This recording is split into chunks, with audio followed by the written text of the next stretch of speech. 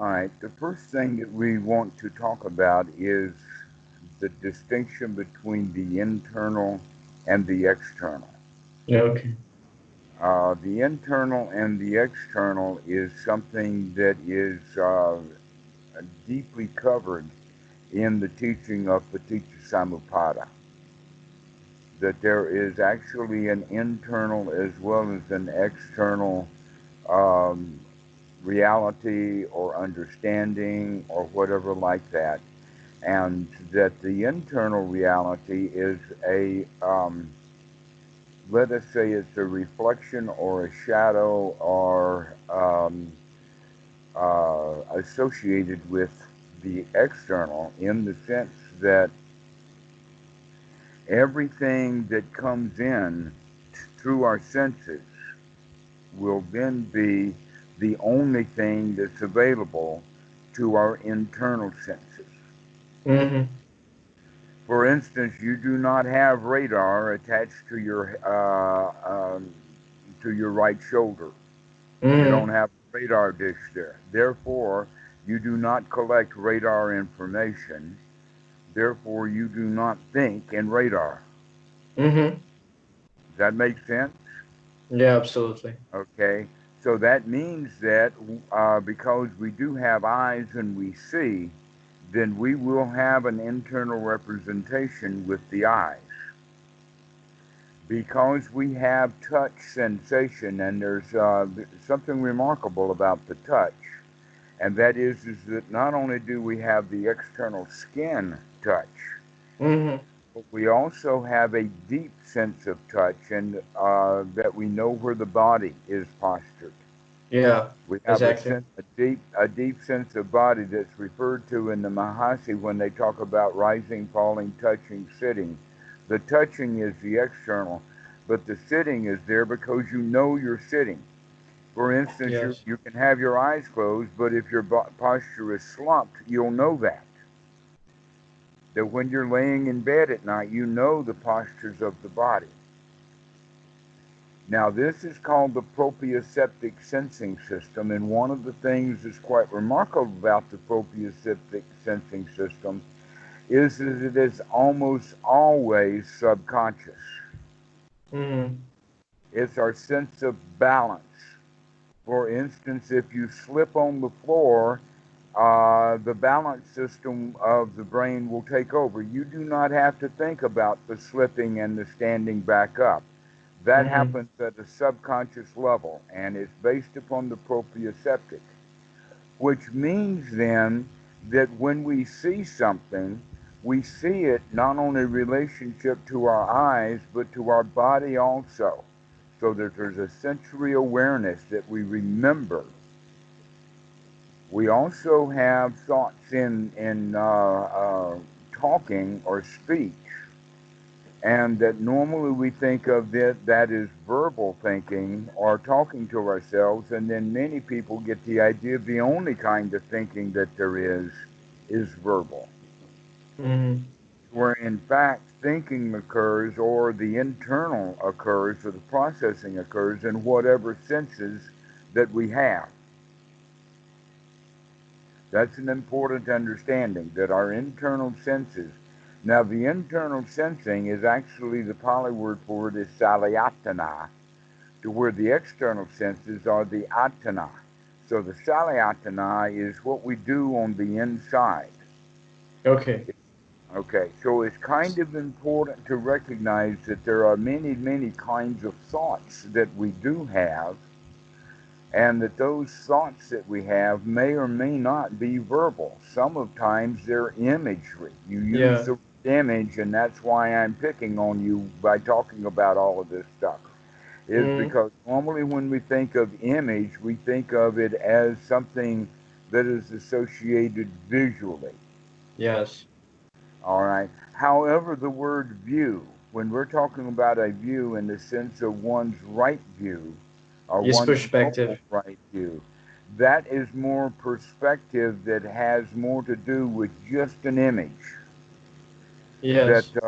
this view actually incorporates all of the senses, including the Mm-hmm. verbal and etc. like that. So this Mm-hmm. would be the view would be a more fully formed thought pattern system to where an image may be very fleeting.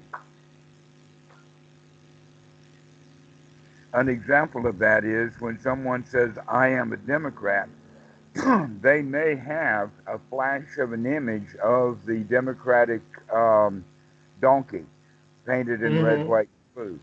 But the I am a Democrat is a whole lot more than that little image. Yes. And that in fact the view itself is so complex that it often would take a long time to describe it or to have it fully investigated. But as a whole, that view is there. And we generally have a view of self, and that view of self has all of the components of our senses. And one of the sensing systems that we have is feeling. That not just the feeling of sensory input or sensational input by the touch of the skin or whatever, but we also have a feeling system, and that we store stuff in the feelings the same way we store visual images or the same way that we store concepts. Mm-hmm. Almost always when we store concepts in language, which is verbal. But the full sense of it would be not just the verbal part, but it would be the feeling component too. Mm-hmm. Okay, so when someone says I am a Democrat, they're not just having verbal thoughts, nor are they having imagery. They also have the feeling that is associated with I'm a Democrat. So if the Mm-hmm. Democrats have just lost an election that day, when they have the thought I am a Democrat, they feel bad. Yeah. But if the Democrats have just won an election or something really good happens, then when they have the thought, I am a Democrat, the feeling associated with it will be a feeling of elation. Mm-hmm. Okay? So things are really complicated that way until we begin to investigate. All who I am is a view based upon a lot of concepts and a lot of old feelings that bring in an amalgamation of what we generally refer to as personality, or this is who I am. Who am I? My identity to myself is in fact quite complicated. It takes a long time to talk about it, but the important quality to it, according to the Buddha, is that this stuff that we build up over time that we call a personality is not me. It's not who I am. That's the major mistake that we make. That's the logical thing that mistake that we make, that we think that I am this personality. Mm-hmm. And that this idea then is what's grown up over many, many, many centuries into belief systems about this self being permanent or being unchanging. And when this sense of self becomes permanent or unchanging, that then the next step is the delusion that it's so permanent that it and so strong that it can survive the body. Yeah. And and one of the points that we have to come to understand is number one, the personality is um, not distinct and separate from the body, nor is the personality separate and distinct from the feelings, nor is the personality separate and distinct from the way that the mind works, in the Mm-hmm. sense of consciousness, perception, and all of our memories and all of that stuff. So what is one of the most important qualities for the student to understand about Buddhism? This quality of anatta means that all of our visual imagery, all of our understanding in the sense of our concepts and all of that kind of stuff, while that may be the sum total, or all of those things together are in the personality, it does not define the personality. And here's why we say that is because that personality can change. It is not rigid. It is not structured. You are not in, even though you are mostly, or most people are heirs to their karma, that we're responsible for our behavior, we're responsible for our actions, and that will always be true.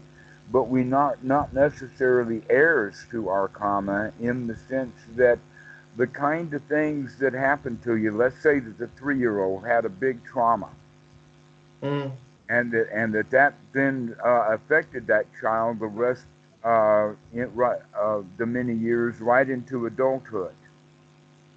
But then through proper training, perhaps with meditation or some psychotherapy or whatever, that 3-year-old can get over that trauma.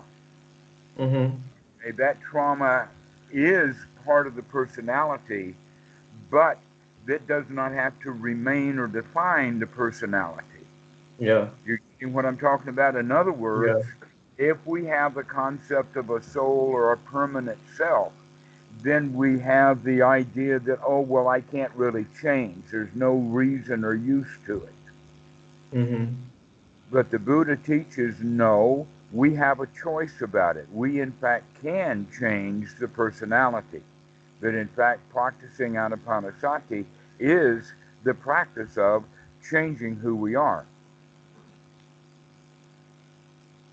Changing who we are. That we are not who we thought we were.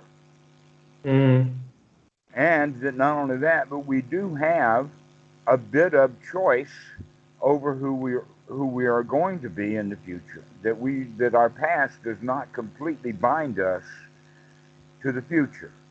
That's an important quality there, that the past does not define the future, and yet every time we think about it, we do. For instance, that we think about an old problem, maybe it's only a day or two, or something on the to-do list, and we think that item on the to-do list defines the future. I've got to go do that.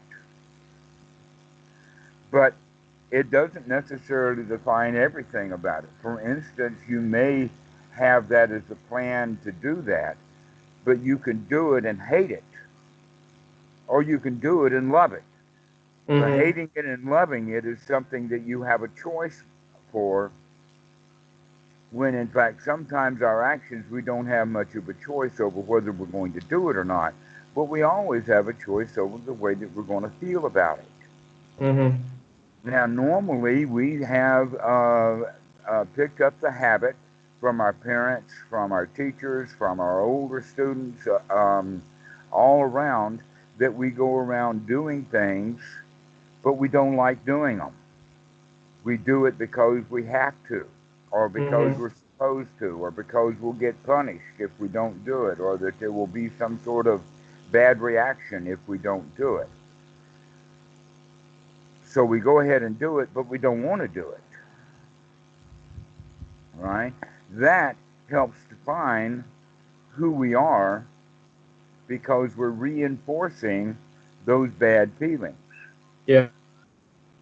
Okay, so we think that that's my personality, and my personality is that I've got to go to the bank once a month, but there's something wrong with that bank. I don't like it. It stinks or whatever, and so I hate going to the bank. Okay, but that's merely an attitude, and that attitude can be changed. And as you remember, the attitude is in fact one of the Eightfold Noble Paths, that we have to begin to have a noble attitude as opposed to an ordinary low-class attitude. And the right attitude, the higher attitude, is, hot dog, I can do that. But the wrong attitude is, oh, I could do it, but it's so much work. Oh, I don't want to. So this is the way that we begin to understand is that a lot of what we thought was our personality is really just a matter of attitude. And that attitude can be changed. And if we can change our attitude, that means that our whole personality can change. And so anything that can change, that helps us to change our attitude, then would be useful and also is not us. For instance, someone can be completely unmindful. An example of someone who's unmindful is that they consistently forget to take items with them that they need. Okay, like a guy, every day he forgets his cell phone, and then he has to come back and get it. No mindfulness. But then he can train himself so that he can remember the cell phone, and therefore a great deal of his personality has now changed because he's got mindfulness. He's waking up. He's beginning to see what's going on. That will change the personality. So, in fact, most of the items on the Eightfold Noble Path are aspects of personality that can be changed. So, getting back to this concept of thinking and thought is that we also see the way we think and the kinds of things that we think are part of our personality. And that may be true, but that does not mean that you are bound because of your personality to continue to think the things that you think, that you can actually change that. This is an important quality of the Buddha, you see, because many religions are on the opposite side of that. The example would be you cannot change your behavior, therefore you've got to go get help to change it. You can go to a psychiatrist, you can go to a medical doctor, you can go to a lawyer, because sometimes lawyers can get people to change their attitudes about things, keep them out of jail. This is how religions are built up, in the sense that you cannot change yourself, you cannot become sin-free, you've got to have a savior. Someone to save you because you're not capable of doing it yourself. Well, guess what? Yes. Not able to do yourself is merely a bad attitude. The right attitude is that you can change yourself. You can fix your own mind. This is the distinction then between almost all the other systems and the system of the Buddha, is that it's based upon this point that we can change. And that we can change ourselves. So in that regard, when you come to a meditation teacher, let's say our relationship, my position is I can't help you. Yes. But I can give you the tools that you need so that you can help yourself. That's where we're really looking at, because most religions and most systems, for instance, a psychologist, he wants to keep the client a client, because the client keeps paying him. So the psychologist very subtly will not help the client, because if he does help the client, then the client will say thank you very much and stop coming. And so there's subtleties built in with that that have to be watched for, in the sense that the therapist, who is a really good therapist, also knows he can't fix the client, that the client's going to have to fix himself. Yeah. But most of the psychologists that I have met, they're in business, and they want to keep their clients. They don't send their clients to other psychologists unless it's a really weird situation. Normally they want to keep their clients. Where with Buddhism, because the teacher is not gaining any monetary gain from any of his students. And then I found this actually quite true at Wat Suan Mok, was that every student is a student of a number of teachers at Wat Suan Mok. That I had Bhikkhu Buddhadasa, and I had time with him. I spent a lot of time with Achan Po. I spent a lot of time with Achan Lee. Well, who is Achan Lee? Achan Po introduced me to Achan Lee. He told me how to deal with Achan Lee, to make to bring that relationship together. This is how we work. That we all want to be friends with each other, and that the friendship is a noble friendship. And we want to remove this up, one down relationship. so that the student in the teachings of the Buddha up to the Dhamma will come up to the level of the teacher so that they can be equal friends Mm-hmm. and not maintain that one up, one down uh, system. Because that one up, one down system is what our entire society is built on. Yes. And everybody's trying to do some social climbing to climb up that ladder. Why do people climb up the ladder? That's what you're supposed to do. That's built into the culture. Mm-hmm. Thailand is a different system. Thailand has the system that everybody is really, really well, deeply connected to their family and their society and their community and whatever like that. So Thai people don't have the quality of social climbing. In fact, they have the mentality that each individual has to learn to fit into the position that he is in happily. Mm-hmm. Where in the West, the situation that you're in is not a happy situation, and you've got to work to climb in that ladder. But here's the problem, that it doesn't matter how high someone climbs on that ladder of success, they really hasn't changed their own mind anyway. Yeah, absolutely. And so that same personality at the top of the ladder versus halfway up is still an unhappy person. Mm-hmm. Where within the Thai society, each individual is taught to fit in and to be happy in the place that you are now. Mm-hmm. Now, that doesn't mean that there are no universities in Thailand. In fact, there are a number of really excellent universities in Thailand, but the fee structure for the universities are such that almost anyone can go. Mm-hmm.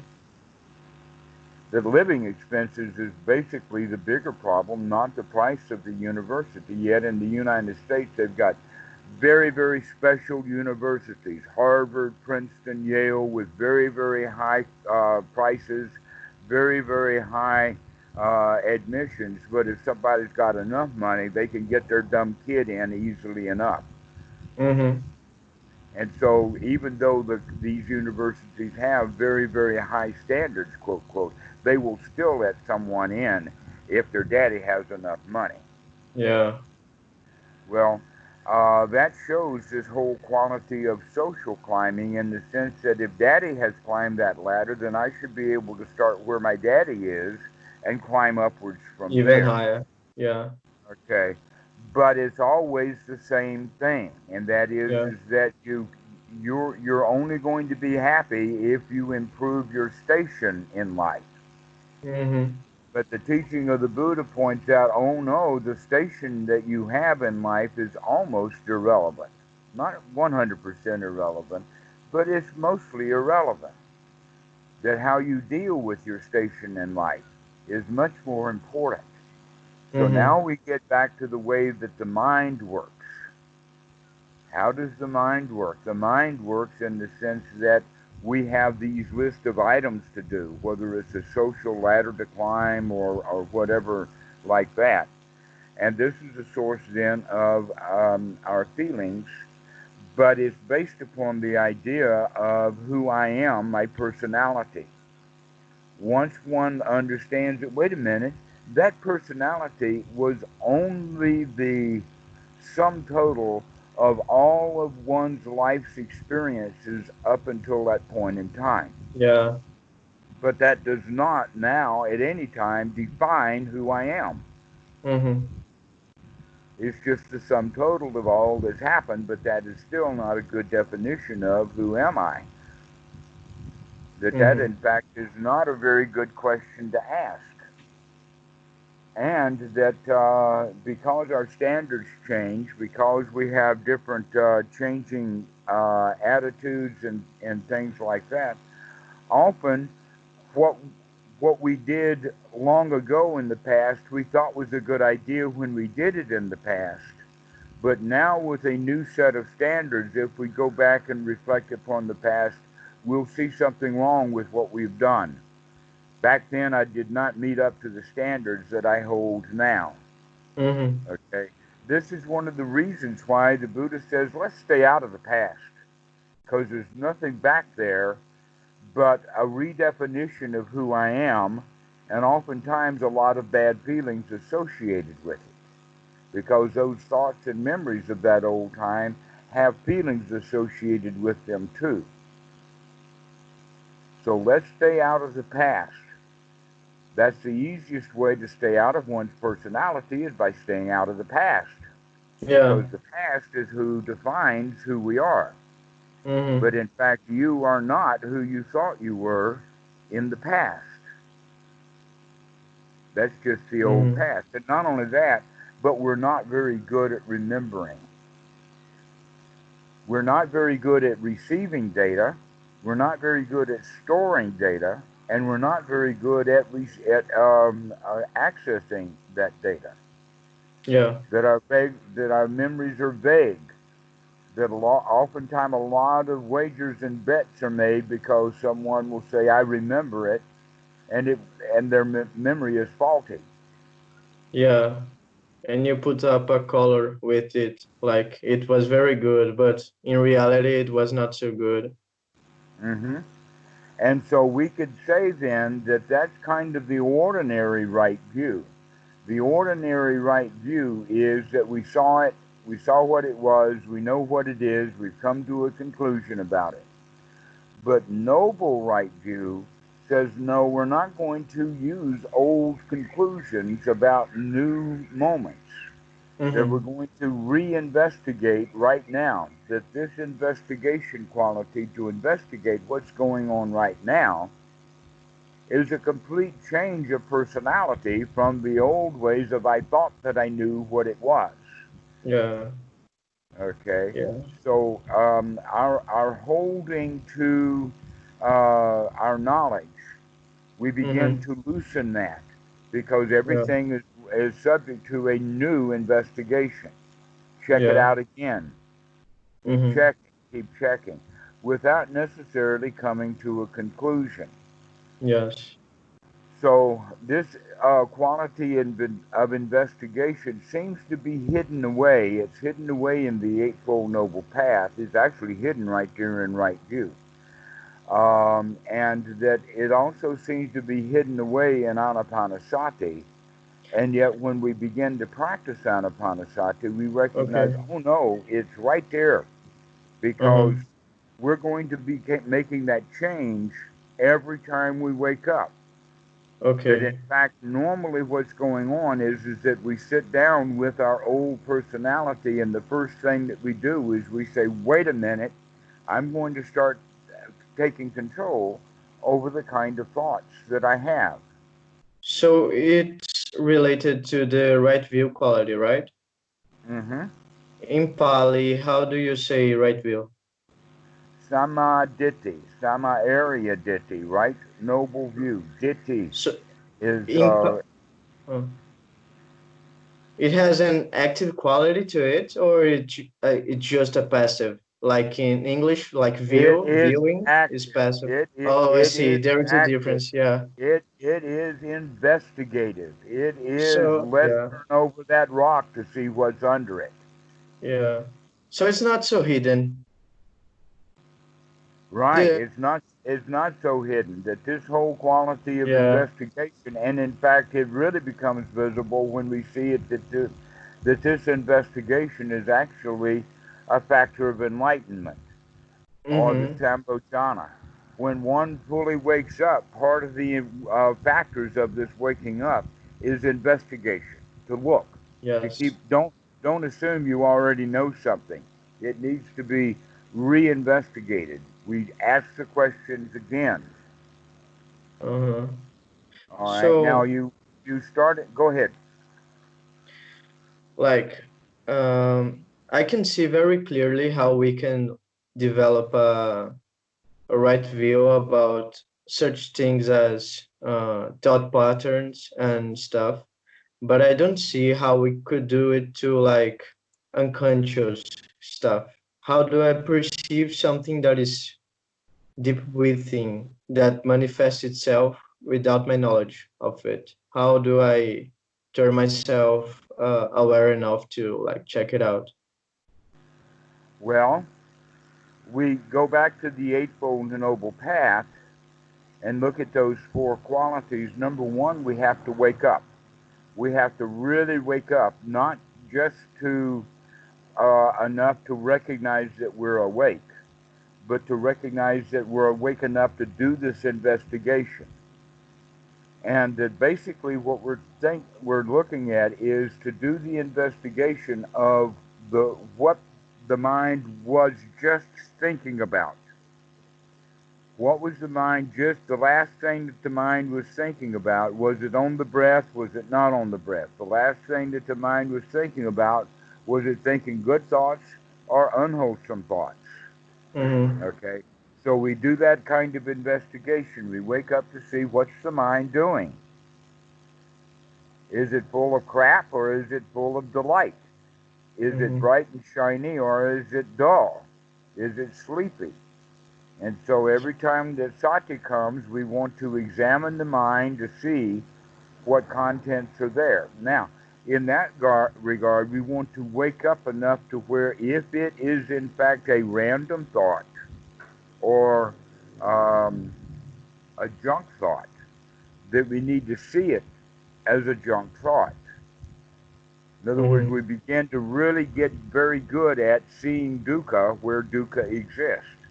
Mm-hmm. That we can actually ask the question, is this thought that I'm having now, is it wholesome, valuable, worthwhile having? Do I feel good having this thought, or do I feel bad having this thought? Yeah. Now it took me a minute or so to define that, but in the mind it can happen in a split second. Yeah. Yeah. It's in a zap.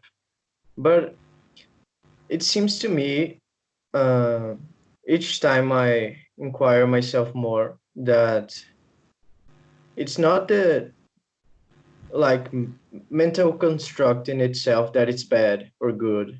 It's some underlying quality of the thought that is bad or good, not the thought in itself. But I don't know how to name it. I don't know what it is. Well, The feel bad is it's you not can like label it. You can label it to the point of, is this wholesome or unwholesome? okay, keep it simple. Keep it very simple. Is this Uh, wholesome or unwholesome? By the way, the word wholesome and unwholesome that we use is actually a bit of a mistranslation from the word okay, kusala and akusala. So let's talk about kusala for a second. okay. Because in the Pali, when we use the word wholesome, we're talking about what is kusala. And akusala then would be unwholesome. Now, kusala is a grass. It's a grass-like plant that is very similar to lemongrass, and that in the West we wouldn't call it a grass; we would call it a bush. Okay. Okay, and that the leaves of this grass are big, strong, broad leaves, and they're also serrated in the sense that they're tiny little spikes going up the edges of the leaf.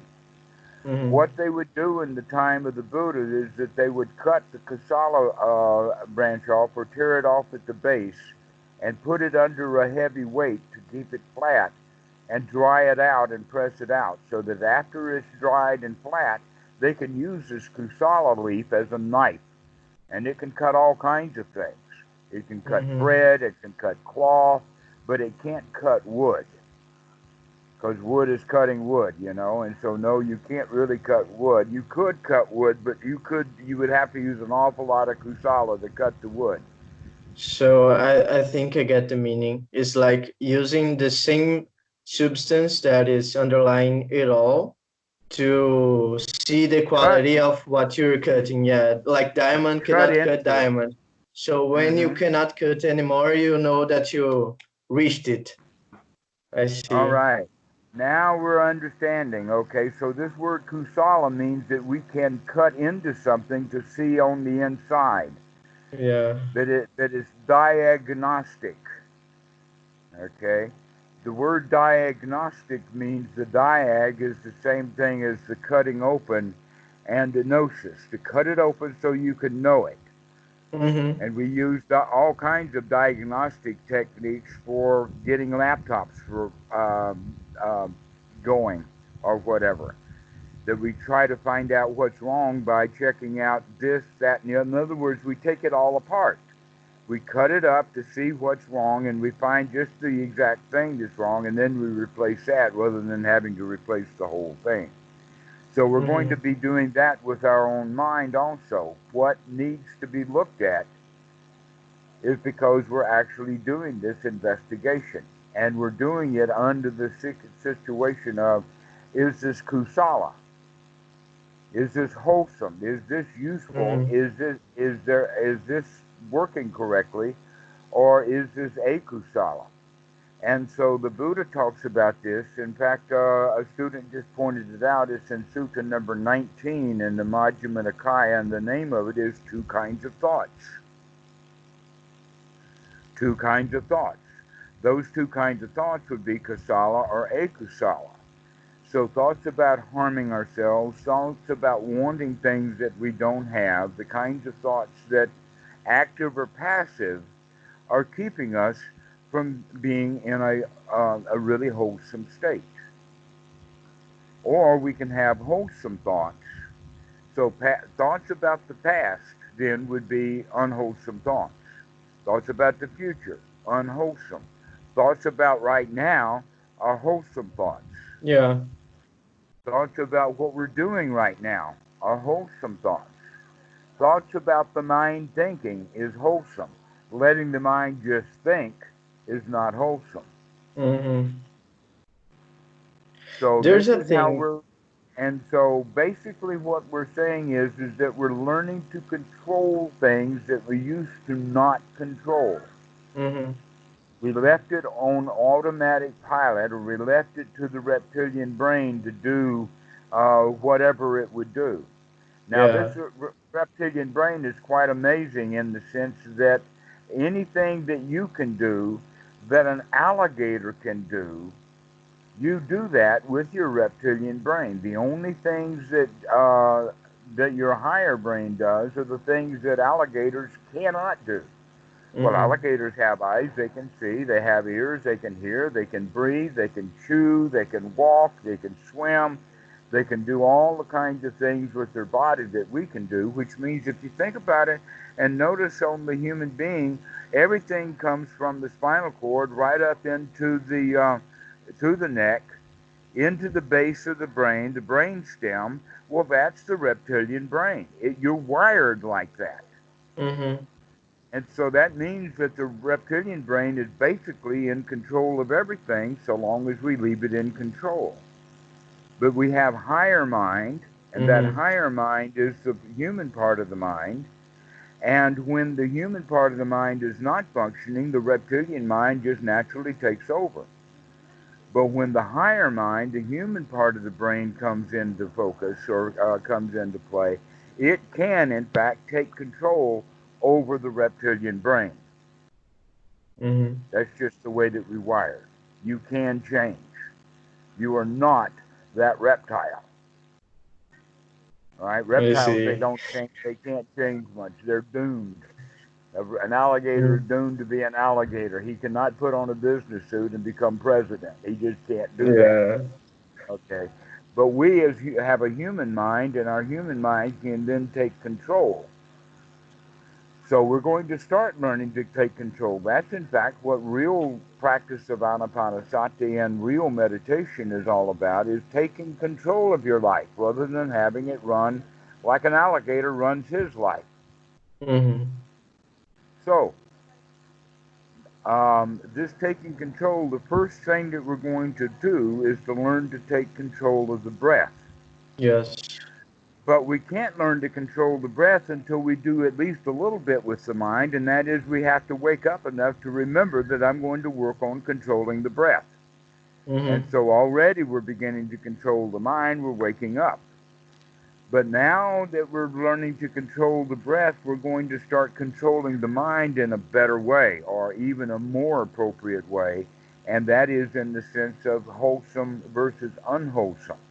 That we're actually going to intentionally only allow the mind to think wholesome thoughts and to not allow the mind to think unwholesome thoughts. which means we're going to be on top of the situation. We're going to start watching what the mind is doing. And so if the thought is wholesome, yeah, come on in. If the thought is not wholesome, get out. One of the examples that I use is like a very well-known bar, a very high-class bar, and you've got the bouncer at the door. Mm-hmm. And the bouncer Yeah, I see stands the there and he analogy. says, Yeah. who's going to get in? And if somebody is shabby or somebody's drunk or if somebody is not appropriate, the bar bouncer will not let them in the bar. However, occasionally, sometimes by mistake, without knowing it, he lets somebody in the bar. Maybe they get in the bar okay, but then they get drunk and rowdy or whatever. And now the bouncer has a new job to do, is to go grab that guy and throw him out of the bar. Yeah. All right? So, with that analogy, we're going to do the same thing with the mind. We're going to keep the thoughts out, or if they get in, we're going to throw them out. Mm-hmm. So that we're going Mm-hmm. to have a nice establishment here. We're not going to have fights and pissing matches and arguments or any of that kind of stuff. We're going to have a nice establishment. I see. So, we're the first is that we learn to control the breath to make sure that we're breathing well, and now we're also going to learn to control the mind so that we're only going to allow wholesome thoughts rather than unwholesome thoughts.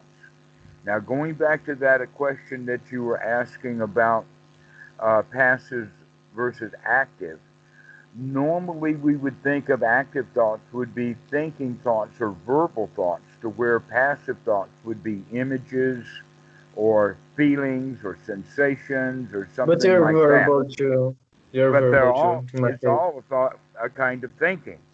Yeah, yeah, Okay, that this is all chitta activity, yeah. and that some of the thoughts are verbal and some of them are not verbal. Mm-hmm. Some of them, because they are verbal, it takes a while to do that thinking, that you have to think through the concept, to where other thoughts are instantaneous. They come up Mm-hmm. immediately, which Yeah. means that then you would put those in kind of the point of being passive, but boy, are they active instead, because there they are. Mm-hmm. Okay. An example of that is I say the word horse. Mm-hmm. How many images of horse have you had since I said the word horse? One, but well defined. Okay, all right. So we bring it up instantly, right? Yeah. I had 4 or 5. And I can continue on after that. Yeah, they're popping right now. Yeah.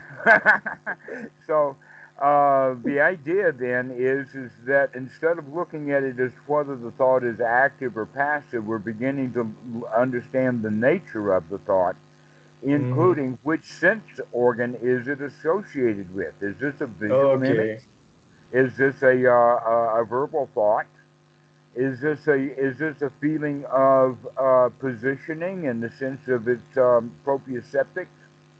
Okay. In other Like words, are I'm you bent over aware? to decide, to decide. Right, etc., like that. Okay, so there's Yeah. all kinds of parts of the brain, or the parts of our sensing system, that are associated with thought. And Mm-hmm. the one thought process that we have the least developed, humans have almost lost it, and that is olfactory, or a sense of smell. For Mm-hmm. instance, I could name you 4 or 5 items, and you would have a bit of trouble of actually remembering what those things smell like, because we Mm-hmm. don't develop that. But a dog, boy, are they olfactory oriented. I mean, that snout comes down, which makes literally half the brain of a dog is its nose. Mm-hmm. Half the brain of the dog is that nose system, and that many dogs, and they haven't done a lot of experiments, but they've experimented with the dogs that they know are good at it, and they found that dogs can smell in stereo, just like we hear in stereo. What does that mean? Mm, I That means see. that when you hear a sound, you know from which direction it comes. Yeah, For I instance, see. if something happens way off over there or out there someplace, even if I've got my eyes closed, I know the direction from that where that sound comes from. Mm-hmm. Okay, dogs can do that olfactory. That's how they're able to Locate victims and drugs. follow a scent trail. Right? They can chase a rabbit or a fox or a human or whatever because Mm-hmm. they have that ability to Yeah. follow that trail. Humans, we don't have that. Mm-hmm. Therefore, very, very little of your thought process will have odors as a part of the thinking Yeah. because we don't use the olfactory very much. With dogs, a great deal of what the dog knows is according to the smell. You show something to the dog, and the first thing the dog will do is smell it. Mm-hmm. And they know the distinction between the smell of plastic versus the smell of plastic covering food. They're Mm-hmm. very good at that kind of stuff. I can Mm-hmm. go into the kitchen and open the refrigerator door and come back out here, and the dogs won't do anything. But I can Mm-hmm. go into the refrigerator and bring a packet of cheese that's in its own plastic wrap. Mm-hmm. No smell of cheese anywhere on that. I can smell it. I can bring that, and before I get out of the house, the dogs are there on the porch. Mm-hmm. Where? How do they know that? The answer is because something about smell is all over the place, and humans miss it. We're not very aware of the smells or odors that affect the dog's life so much. Mm-hmm. And yet we are affected by it. It's basically quite unconscious. Um, so our thinking process is selective. We don't receive information very well because we've only got five senses. And one of them, like olfactory, is not very good. Mm-hmm. And so we store things and then we don't remember things very well. So, an example of that is a movie. Think of your favorite movie, or in fact, any movie that you've seen. Okay. Do you remember every line of dialogue in that movie? Your Do audio. you remember all of the music that was played, every song that was No, played no, in no. that movie? Do you No way. remember the opening credits? Do you remember the closing credits? Do you No, remember no way. all of the actors? Okay, No. but your computer can. Your computer Yeah. can remember every pixel in that movie. Mm-hmm. Every noise is recorded on that computer. Now, the computer can't do much with the movie other than give it to a human to watch. The human can interpret that movie, but he can't remember it. Yeah. Our memories are really, really, really not up to scratch. Mm-hmm. We have known that forever. That's why when to mark things, they mark it with 1, 2, 3, 4, and then a scratch through it is 5, and then 1, 2, 3, 4, and then scratch. Why can't we remember 5 days? Mm-hmm. We don't. The human brain is just not really good at I doing see. the kinds of things that we think that we're really good at. Oh, I've got a great memory. No, you don't. You're human. Mm-hmm. You got a piss poor memory. You can't I think see. of even 1% of all the stuff that happened to you. Mm-hmm. Okay. And because we understand that our memories are so faulty, it's better not to rely upon it. It's always better to go get new information instead. This is what that quality of investigation, this is what one's right view is do not think that you know something until you reinvestigate it and check it out again to reestablish it over and over and over again because things tend to change. And one of the things that changes is the human mind. It tends to be forgetful. Mm-hmm. So now we're looking at the possibility that we need to stay out of the past. We need to kind of stay into the present moment. And we also have the ability now, or at least we're thinking about developing the skill of deciding what kind of thoughts are wholesome and worthwhile having and what kind of thoughts are junk thoughts. Mm-hmm. So thoughts of harming someone would be a junk thought. Thoughts of going to town and buying something would be a junk thought. An example of that is the guy's got to go to the bank. He knows he's got to go to the bank, but he doesn't go today because today is Saturday or something like that. But now he's thinking about going to the bank. Well, he can't even go to the bank today. The bank is closed. So why think about the bank? That's actually just a burning, spinning mind. That is, in fact, not a wholesome thought. Mm-hmm. That all he needs to do is to say, I on Monday will go to the bank, but right now I'm not going to think about what I have to do at the bank. Mm-hmm. That we only need to think about the bank when we're going to the bank or when we're getting the papers ready to go to the bank. Other than that, and another example of that would be visas. Here in Thailand, I have to get a visa once a year. In the old days, I would start thinking about getting that visa 3 months in advance Mm-hmm. and making sure that I've got all the paperwork. And then I'd check the paperwork 2 or 3 or 4 times. Mm-hmm. December, and then January comes, okay? So now I've got it to the point I'm not even going to think about or worry about that visa until 1 week before the visa. Why? Because all the paperwork that has to be done for the visa has to be current. I can't go get a physical now. I have to have the physical within 6 days of the visa. And the same thing Mm-hmm. with the bank records and statements. Okay, so what I'm getting at is that we plan to do something and we make that plan and we have that plan and we think about that plan over and over and over again before we actually do what needs to be done. All of that thought is junk thought. It's restlessness. It comes from the feeling of anxiety, and that feeling of anxiety is baseline is fear. In other words, Mm-hmm. I'm afraid that if I don't get that visa, I'm going to get thrown out of the country. But I don't even Mm-hmm. have to go through that thought process. There's just the visa, the idea of visa, and then the fear comes, and then the fear says, okay, you got to make sure you got it ready. Yeah. All right. When we recognize that the mind is doing that kind of extra, over and over again, garbage kind of thinking, we recognize that that's because the mind is restless. Okay. And being So, restless is not at peace. That in uh-huh. fact, in a way, we're harming ourselves by going over things over and over again when it's not Mm-hmm. necessary to go over it again. Mm-hmm. I That it's see. better just to sit and relax. I got Mm-hmm. nothing to do now. The bank, oh, I'll do that Monday. Never mind. And so we begin to work with this concept of what is wholesome. Well, most junk thoughts are not wholesome. Most junk thoughts are plans to do things, and we only do it one time, but we may plan to do it 100 times or 1,000 times. Mm-hmm.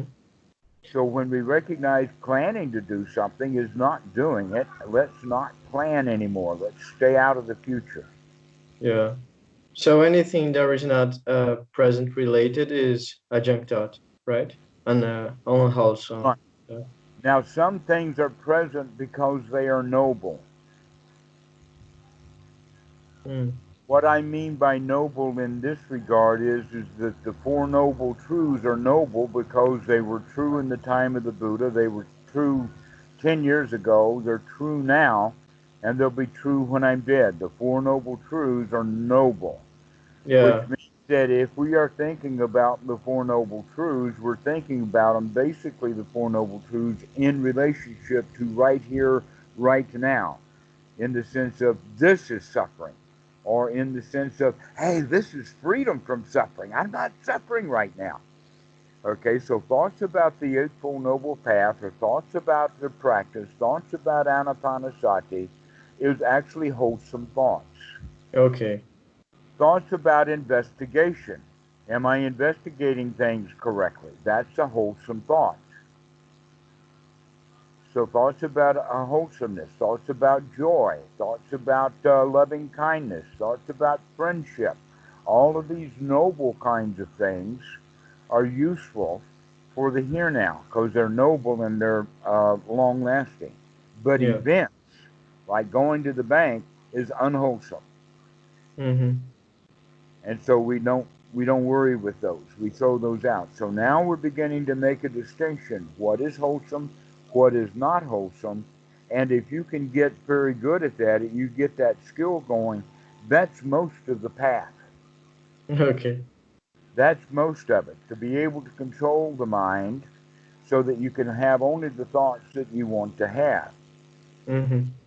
Now, because we've already lumped thoughts in with nonverbal thought, in the sense of feeling, that brings up then the third thing is that if we can learn to control the thoughts, the verbal thoughts and the visual thoughts, then we can learn to control the emotional thoughts too, so that we can feel the way that we want to feel. We can feel successful. We can feel satisfied. We can feel secure. We don't have to feel insecure and in danger. We're just in the habit of it. And that habit of feeling in danger is not the habit we picked up in this lifetime, it's the habit of our species. Mm-hmm. Humans have been in the state of fear for the past 100, 200, 500,000 years, a million years, or whatever, and every generation is born in fear. Mm-hmm. But you do not have to be in fear. You can feel Yeah. satisfied and secure. You do on a regular basis, but most people are in a state of fear most of their time.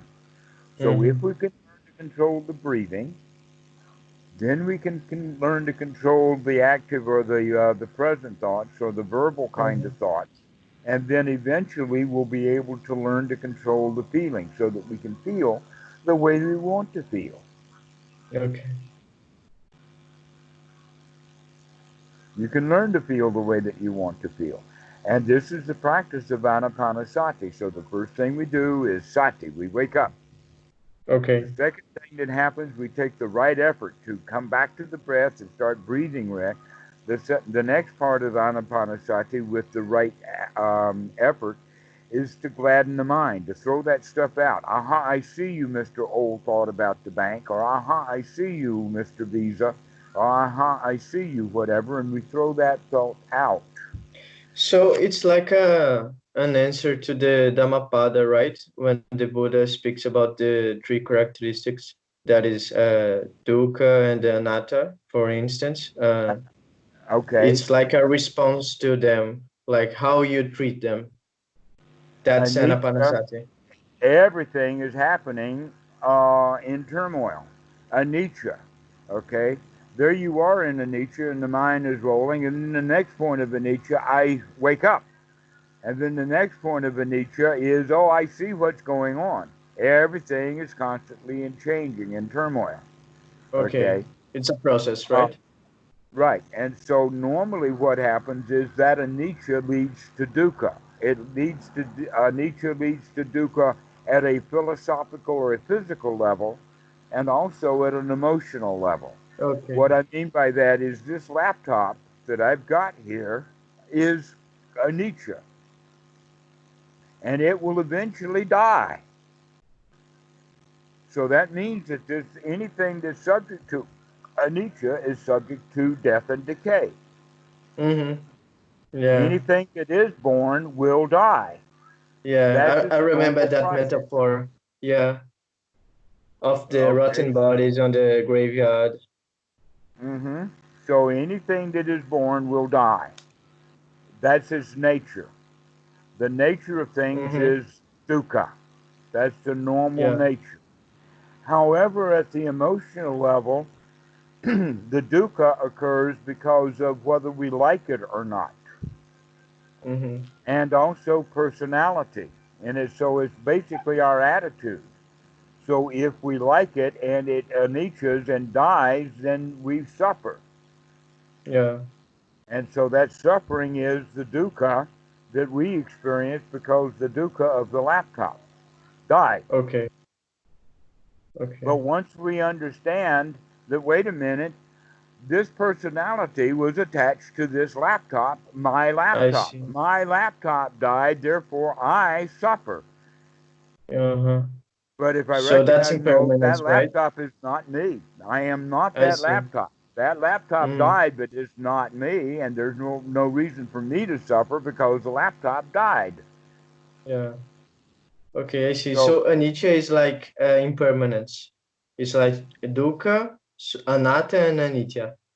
right? Anicca, dukkha, no, it comes the other way around. Anicca, dukkha, anatta. The Okay, okay, normal okay. path is things change, and because they change, they get disrupted. Supper. Yeah, yeah, Okay? I see.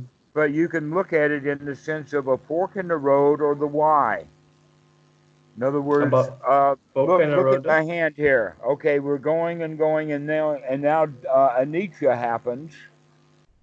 Here, there's no anicca. Now anicca happens. Am I going to take this fork, Okay, I dukkha, see. or am I going to take this fork, anatta? Your Mm-hmm. choice.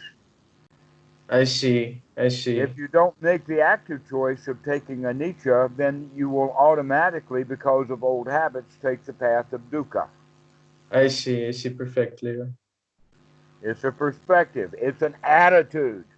Yeah, yeah, yeah, yeah. And we change our attitude, and by changing the attitude, you have completely changed your personality, Yeah, because yeah, the yeah. attitude was a primary component, constituency of the personality. So when we begin to change these components of the personality changes too. Uh-huh. You are not fixed. So an example of that would be if you spent a full day, maybe all day long, and the only thing you're doing is remembering aspects about you, and you write that list down. 1 year later, you do the same thing, and you hand these two lists to someone, and they'll be able to cross out the things that are the same that you put on both lists, and you're going to wind up with a huge amount of stuff on this list that was not on the original list. You're going to find things on that original list that are not on the new list. Why? Because you've actually changed. But we don't Mm-hmm. know it. We don't keep track of all of that changes. Many of it's quite subtle. But here with Anapanasati, we're going to start watching these subtle changes. We're going to recognize, wait a minute, I am a moving target. I am not fluid. I am not who I thought I was. I have moved from what I thought I was. Mm-hmm. I see. This is real anatta. There is no fixed enduring self there.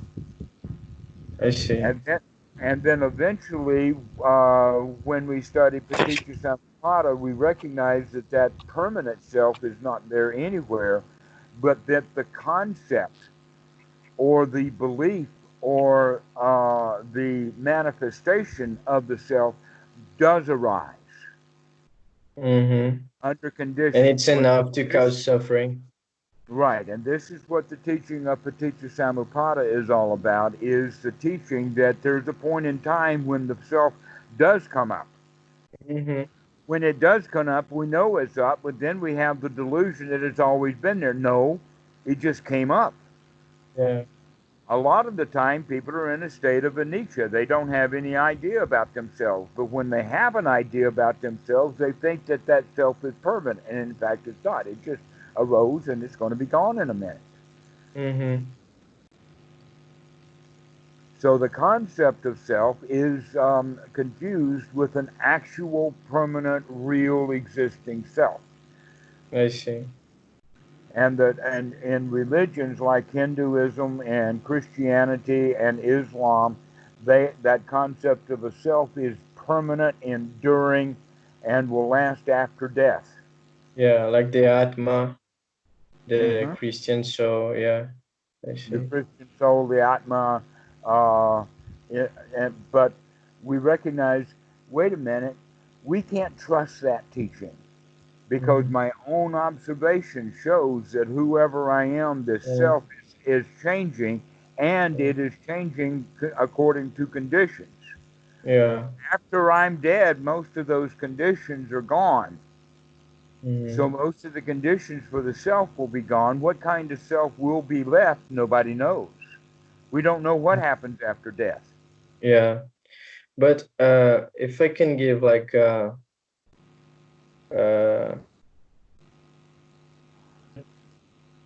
better.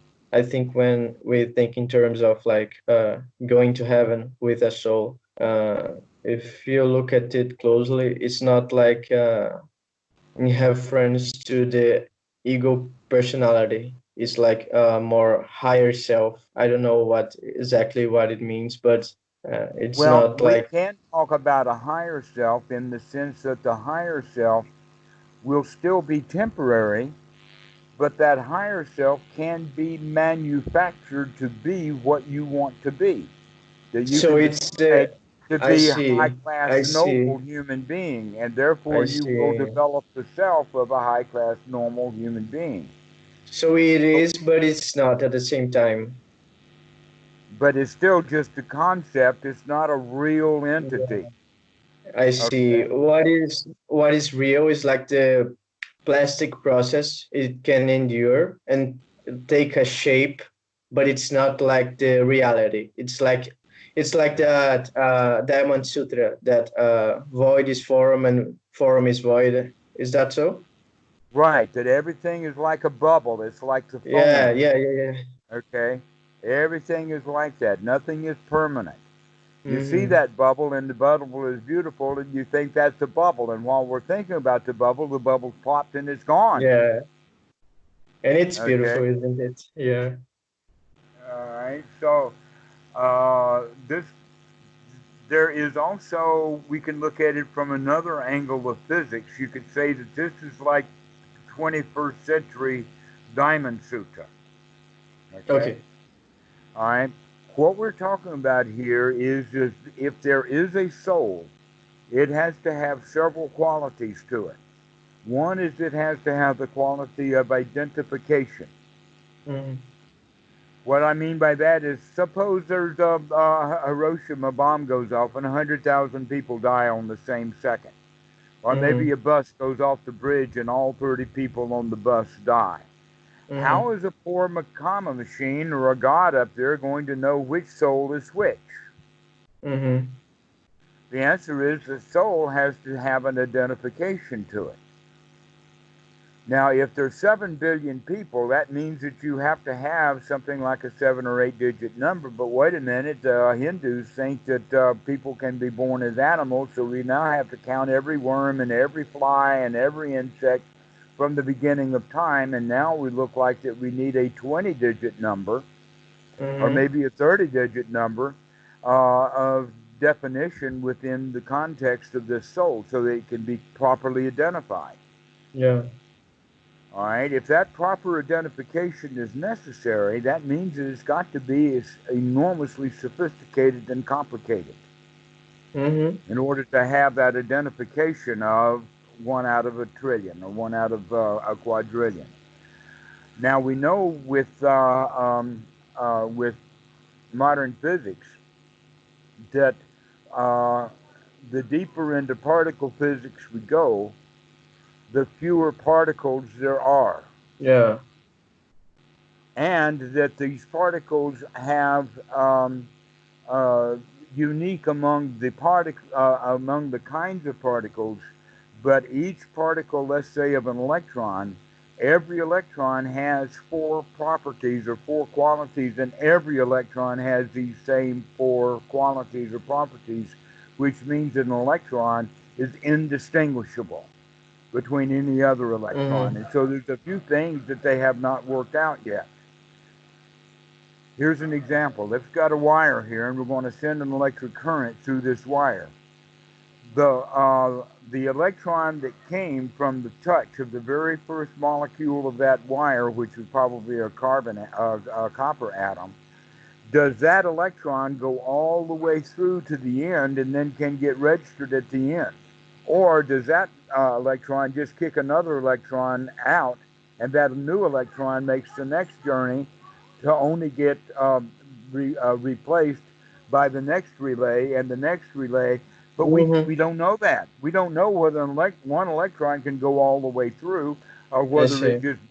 just bounces. We don't know Bumping. those kinds Yeah. of things. Mm-hmm. Okay. Now let's go to the next level of molecular structure of DNA. DNA certainly would be able to have that kind of quality, but one of the things we know about DNA is that it's temporary. It rots. DNA does not last after death. That when the body is buried and the worms eat the DNA, then that DNA is not human DNA anymore. It becomes worm DNA. Mm-hmm. So, with these two qualities of identification plus permanence, within the physical world, we have no such thing. There is nothing in the physical world that would give us a definition of the soul. But remember, the soul was an idea 2,000 years ago or Mm-hmm. 3,000 years ago, long before modern particle physics was invented or discovered. Mm-hmm. Now we can understand it's impossible to have a soul. But then we have to understand, well, wait a minute, even if there was a soul with all of this identity and identification purposes, so what? The answer is, well, we need to plug it into something in order for it to be evaluated, like the great comma machine in the sky. Well, the comma machine means you got to watch every action of every and everything that happens. We have to make uh, a kind of a calculation over whether it was a good action or a bad action. Then we have to give it a weight or something and store all of that data so that when the person dies, now the computer can make a calculation. Okay, he's got 21 positive points and 7 negative points, and we're going to give him a new life based upon those kinds of things. Or Hitler Mm-hmm. comes by and he's got 20 million negative points and 2 positive points. Guess what? That would take a computer that humanity has no concept of building yet. There is Mm-hmm. nothing in the universe that indicates that kind of store and forward mechanism. Do you know what I mean by store and forward mechanism? A good example of that would be a computer, but the one that is good to look at really quickly is what we call a switch. A switch is very much like a router, Mm-hmm. except the switch only has one thing. For instance, RJ45 in and RJ45 out, where a router may have RJ45 as inputs and outputs, but it also has a fiber. Mm-hmm. Also has a VDSL or something, and so it's got to communicate at that level. With the switch only has to um, connect one computer to another, or if this computer is slow and that computer is fast, then I can store that slow data into a packet and then send it to the high-speed computer.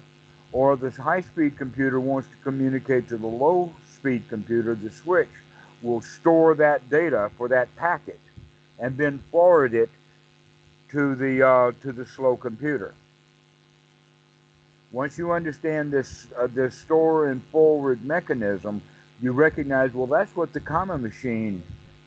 If there is a law of comma and a comma device or a god that's going to operate that, it's got to be at a level of sophistication that there is nowhere in the universe. Mm-hmm.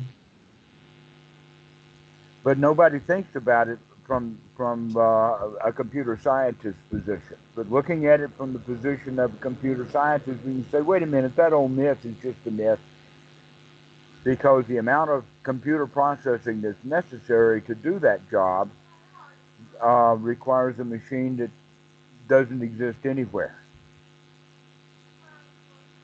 So the whole idea then of a soul that is sophisticated enough and permanent enough to record at least the identification of that person is nothing compared to all the data that has to be stored in that computer about that person over all of his lifetimes. Mm-hmm. And we got millions and billions of ants and beetles and whatnot like that that we've got to keep track of. Was it a good beetle today?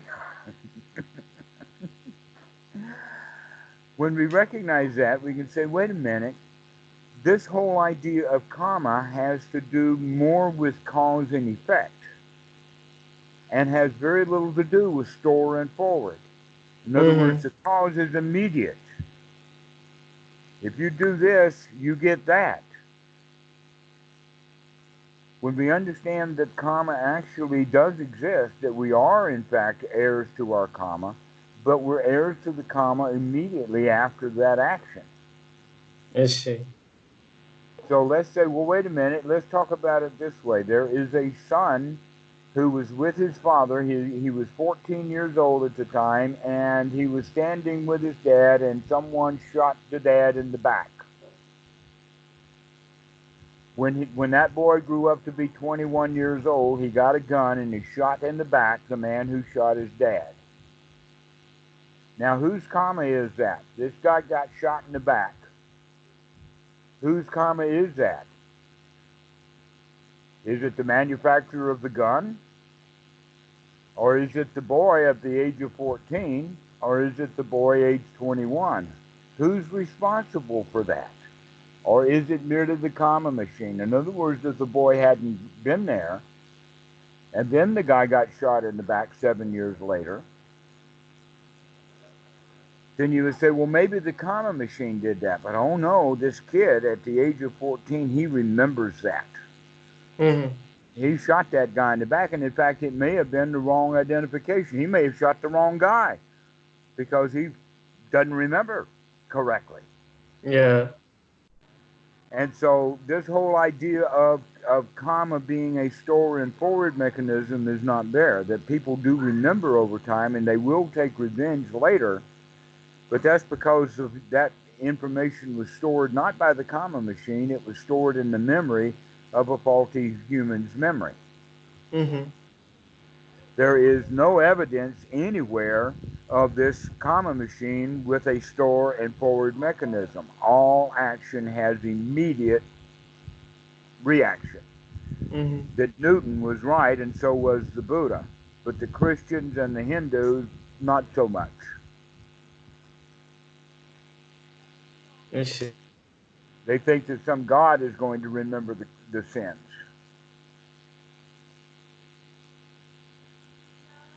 So once we come to the point of understanding it like that, then we say, wait a minute, there is no possibility of that kind of soul. Mm-hmm. But what there is the delusion that I am will keep reoccurring. The delusion that I am will keep coming up at a certain period of time or at a certain time. And we'll discuss later, based upon Paticca Samuppada, of when and how that self does arise. Okay. But right now, we'll just say that our job right now is let's work with wholesome and unwholesome thoughts. Okay. To stay with the wholesome thoughts. To start So practicing your own. okay.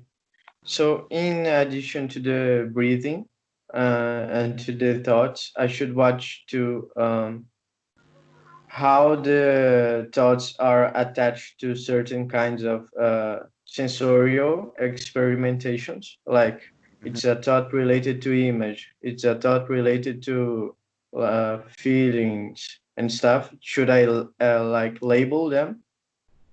Yes. Okay. But not so much or not hard. But label them only in the sense of out you go. Okay. Okay. Out you go. Out anger, out. Or out sadness, out. Or out thought. Thought of the bank, out. Okay. This is the way that we want to do it because there is the method of noting, but many times the students who are doing the noting will not throw the hindrance out of the mind. They will just take a note of it and leave it there. Okay. Oh, the buzz. Yeah, yeah. So this is the quality. Yes, we're going to note it. We're only going to note it in the sense of we know that we're grabbing it by the neck and throwing it out of here. Mm-hmm. So noting is good, but noting and not throwing the hindrance out is not so. Okay. Not so much. Okay. So we want to be able to keep cleaning the mind, keep throwing this stuff out, keep coming back to wholesome thoughts. Okay. So I think that this is probably enough for today. Mm-hmm. So you go work with wholesome thoughts. Okay, we'll do. All right. I Okay, will we'll do see one you more later. session. Okay, All see you right, later. Arthur. Bye bye. We'll see you soon. Okay, bye-bye. Yeah. Bye bye. Thank you.